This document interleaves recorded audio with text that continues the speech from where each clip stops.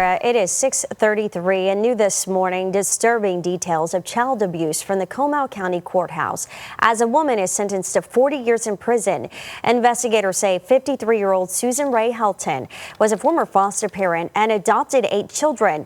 But that's when CPS reports came in for physical abuse and neglect. I want to bring in KENS 5's Earl Stoudemire joining us live now. Earl, the details of this story are just so hard to hear.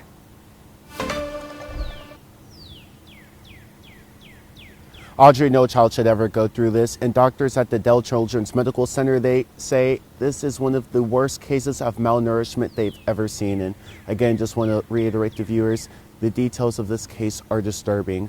When CPS investigators got a hold of this case, they say one of the victims was a 14-year-old girl weighing 48 pounds. The second victim, a 13-year-old boy weighing 50 pounds. The victims, who are now adults, said as children, they were hit with a belt if they were caught stealing food from the kitchen. The female victim testified how she would have to stay in the cages for weeks, having to eat, sleep, study, and work out there. The man testified a similar experience, adding how they weren't allowed to use the restroom and were told they weren't allowed to tell anyone what was happening.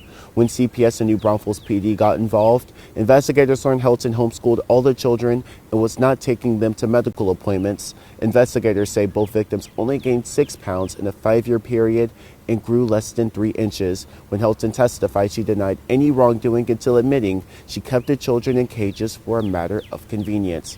Helton was sentenced to 40 years in prison for injury to a child causing serious bodily injury. She'll have to serve half of her 40-year sentence before she's eligible for parole.